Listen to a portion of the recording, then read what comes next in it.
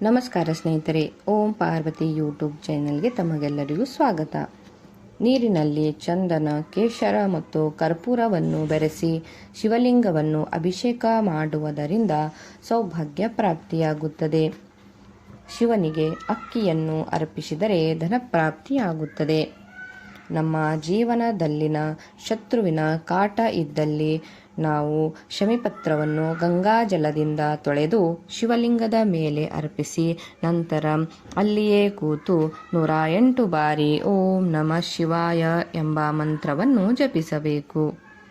ಮನೆಯಲ್ಲಿ ಯಾವುದೇ ರೀತಿಯ ಸಮಸ್ಯೆಗಳು ಇದ್ದಲ್ಲಿ ಸೋಮಪ್ರದೋಷ ವ್ರತವನ್ನು ಮಾಡಬೇಕು. ಈ ದಿನದಂದು ಶಿವನ ದೇವಸ್ಥಾನಕ್ಕೆ ಹೋಗಿ ಒಂದು ತುಪ್ಪದ ದೀಪವನ್ನು ಮತ್ತು ಒಂದು ಎಣ್ಣೆಯ ದೀಪವನ್ನು ಹಚ್ಚಿ ಪ್ರತಿಯೊಂದು ಪ್ರದೋಷದ ದಿನದಂದು ಈ ಪರಿಹಾರ ಕ್ರಮವನ್ನು ಮಾಡಬೇಕು. ವಿವಾಹ ಆಗಲು ಬಯಸುವವರು ಬಿಲ್ವಪತ್ರೆಯ ಹೂಗಳಿಂದ ಶಿವನಿಗೆ ಪೂಜೆಯನ್ನು ಮಾಡಬೇಕು ಮತ್ತು ಎಕ್ಕದ ಹೂವುಗಳಿಂದ ಪೂಜಿಸುವುದರಿಂದ ಎಂದಿಗೂ ಧನಕ್ಕೆ ಸಂಬಂಧಿಸಿದ ಸಮಸ್ಯೆಗಳು ಎದುರಾಗುವುದಿಲ್ಲ. ಮುಂಜಾನೆ ಶಿವನ ದರ್ಶನ ಮಾಡುವುದರಿಂದ ಪಾಪಗಳಿಂದ ಮುಕ್ತಿ ಹೊಂದಬಹುದು.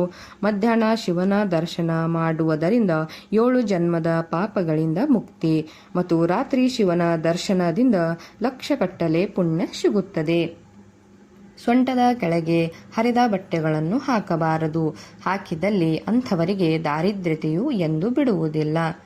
ಕುಟುಂಬದವರ ಮೇಲೆ ಬಂದಿರುವ ಸಂಕಟವನ್ನು ಹೋಗಲಾಡಿಸಲು ಪ್ರತಿ ಸೋಮವಾರದಂದು ಶಿವಲಿಂಗದ ಮೇಲೆ ಸಕ್ಕರೆ ಮಿಶ್ರಿತ ಮೊಸರಿನಿಂದ ಅಭಿಷೇಕವನ್ನು ಮಾಡಬೇಕು.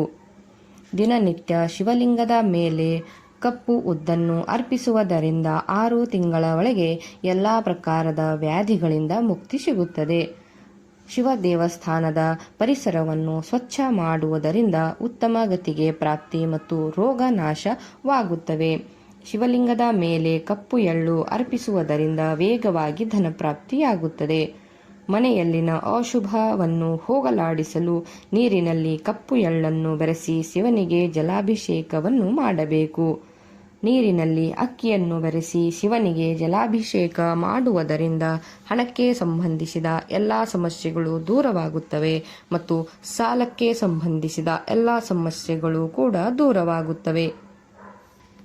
ಯಾವ ವ್ಯಕ್ತಿ ಬಹಳ ದಿನಗಳಿಂದ ಸತತವಾಗಿ ರೋಗದಿಂದ ಬಳಲುತ್ತಿದ್ದಾನೋ ಅವರು ತಿಂಗಳಿಗೆ ಬರುವ ಶಿವರಾತ್ರಿಯ ದಿನದಂದು ಶಿವಲಿಂಗದ ಮೇಲೆ ಬೇರೆ ಹಣ್ಣನ್ನು ಮಧ್ಯರಾತ್ರಿ 12 ಗಂಟೆಗೆ ಅರ್ಪಿಸಬೇಕು.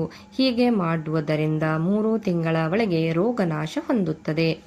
ಪ್ರತಿ ಸೋಮವಾರದಂದು ಒಂದು ಮುಷ್ಟಿ ಅಕ್ಕಿಯನ್ನು ಶಿವಲಿಂಗಕ್ಕೆ ಅರ್ಪಿಸುವುದರಿಂದ ನಮ್ಮ ಎಲ್ಲ ಇಚ್ಛೆಗಳು ಬೇಗ ಈಡೇರುತ್ತವೆ.